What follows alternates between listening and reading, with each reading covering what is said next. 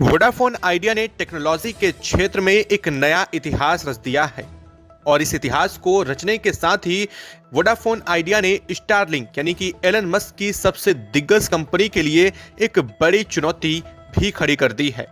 आने वाले भविष्य में माना यह जा रहा था कि यह इरा कहीं ना कहीं स्टारलिंक और रिलायंस जियो के बीच टकरार का होने वाला है, लेकिन अब इन सभी खबरों के बीच वोडाफोन आइडिया ने जो कर दिखाया है वह काबिले तारीफ तो है ही है, साथ ही साथ अविश्वसनीय भी होता हुआ दिखाई दे रहा है, क्योंकि वोडाफोन आइडिया ने साफ किया है कि बिना किसी हार्डवेयर के चेंज करे लगातार वह सैटेलाइट की सेवाओं को शुरू करने जा रहा है और इसके सफल प्रयोग भी 4G 5G मोबाइल फोनों में किए जा चुके हैं। वोडाफोन आइडिया ने स्पष्ट किया है कि हमने ऐसे क्षेत्रों में जहां पर ना तो नेटवर्क है और ना ही किसी कंपनी के टावर हैं, उन क्षेत्रों में भी अपनी सेवाओं को सफलतापूर्वक लॉन्च करना शुरू कर दिया है और इसकी पहली सफल कॉलिंग हिमाचल प्रदेश के कुल्लू जिले में सफलतापूर्वक की जा चुकी है। वोडाफोन आइडिया ने कहा है कि यह जो टेक्नोलॉजी का प्रयोग किया जा रहा है इसमें अब तक किसी भी हार्डवेयर में कोई बदलाव नहीं किया गया है और यह सबसे कम खर्चीला भी बताया जा रहा है। जहां एक तरफ देश की तमाम दिग्गज कंपनियां और विदेशों की तमाम दिग्गज कंपनियां सैटेलाइट सेवाओं को शुरू करने की तैयारी के लिए अपने तमाम हार्डवेयर और तमाम सैटेलाइट लॉन्चिंग की तैयारी कर रही हैं, वहीं दूसरी तरफ वोडाफोन आइडिया ने यह कमाल कर दिखाया है और इस खबर के सामने आने के साथ ही कहीं ना कहीं स्टारलिंक जहां अपने एक अच्छा खासा मोटा पैसा लगा रहा है अपनी सेवाओं को तैयार करने में, उसे वसूलने के लिए भी वह कुछ ऐसा ही करेगा। लेकिन वहीं दूसरी तरफ वोडाफोन आइडिया ने बिना किसी चीज़ की टेक्नोलॉजी को यूज़ किए, बिना किसी हार्डवेयर में बदलाव किए 4G 5G के साथ ही अपनी सेवाओं को तैनात करना शुरू कर दिया है। दरअसल क्या तकनीकी वोडाफोन आइडिया की तरफ से अपनाई गई है और इसका क्या इम्पैक्ट पड़ने वाला है और भविष्य में यूजर्स पर इसका क्या प्रभाव पड़ेगा? क्या इससे सैटेलाइट सेवाएं सस्ती हो जाएंगी या फिर सैटेलाइट सेवाओं के दाम वैसे ही बढ़ेंगे? आपको क्या लगता है? चलिए उसको समझने से पहले हम आपको पूरी की पूरी बात यहाँ पर स्पष्ट करते हैं कि किस तरह से वोडाफोन आइडिया ने यह सब कुछ किया है और इसका क्या इम्पैक्ट पड़ने वाला है। लेकिन उससे पहले अगर अभी तक आपने चैनल को सब्सक्राइब नहीं किया है तो चैनल को सब्सक्राइब कर लें और बेल आइकन को भी जरूर दबा लीजिएगा ताकि सभी खबर अपडेट आप तक सबसे पहले पहुंचती रहे। दोस्तों, दूरगामी क्षेत्रों में सैटेलाइट सेवाओं को शुरू करने के लिए सबसे पहले सैटेलाइट्स को लॉन्च करना पड़ता है। इसके साथ ही साथ कुछ विशेष चुनिंदा चीजों का उपयोग करके हार्डवेयर में बदलाव के साथ नए मोबाइल फोन लॉन्च किए जाएंगे जो कि सैटेलाइट सेवाओं के लिए विशेष रूप से तैयार किए जाएंगे। यह अब तक की टेक्नोलॉजी के आधार पर था।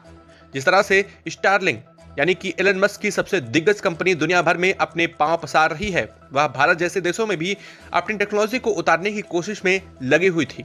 लेकिन इन्हीं बीच में जो अब वोडाफोन आइडिया ने किया है वह काबिले तारीफ है। वोडाफोन आइडिया ने स्पष्ट किया है कि उन्होंने जो टेक्नोलॉजी इस्तेमाल की है उसमें 4G और 5G दोनों में इस टेक्नोलॉजी का उपयोग किया जा सकता है और साथ साथ इसको करने के लिए ना ही किसी हार्डवेयर में परिवर्तन करने की जरूरत होगी, यानी कि यूजर्स को इसके लिए कोई भी बदलाव अपने मोबाइल फोन में या फिर अपने नेटवर्क सिस्टम प्रणाली में नहीं करना होगा। यानी कि आप जो फोन इस वक्त इस्तेमाल कर रहे हैं यही फोन से सैटेलाइट सेवाएं भी शुरू कर दी जाएंगी।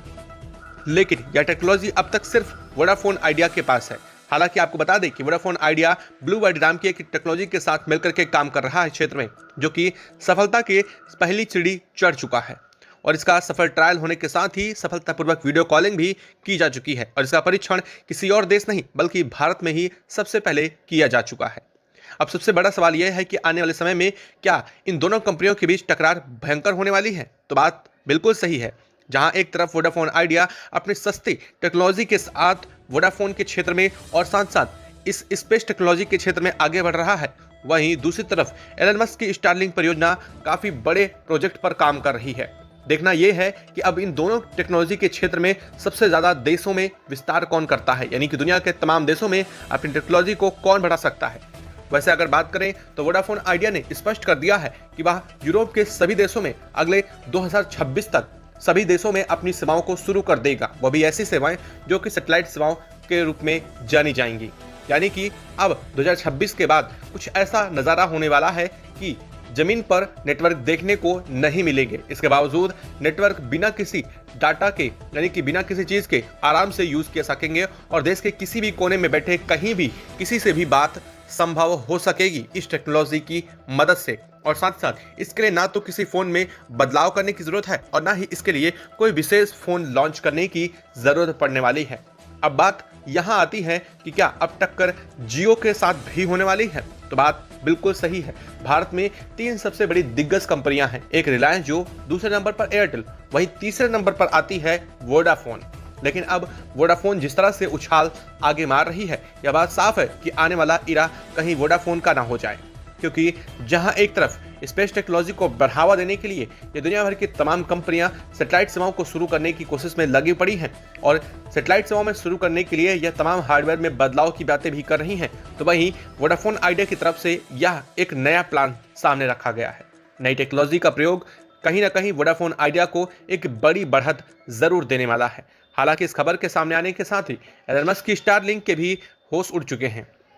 एलन मस्क की वह स्टारलिंक परियोजना जो दुनिया के तमाम देशों में अपनी सेवाएं दे भी रही है और इसके साथ ही वह भारत जैसे देशों के सबसे बड़े दिग्गज मार्केट में उतरने की तैयारी में लगी हुई है, उसे एक बड़ा झटका लग चुका है। अब देखना यह है कि इन दोनों में सेवाएं सबसे सस्ती कौन देता है। अब बात करें कि यूजर्स पर इसका क्या इम्पैक्ट पड़ने वाला है, यानी कि हम उपभोक्ता जो देश भर में अपने मोबाइल फोन से, सिम से और कॉलिंग करते हैं और साथ साथ कई बार ड्रॉप की समस्याओं से भी जूझते हैं।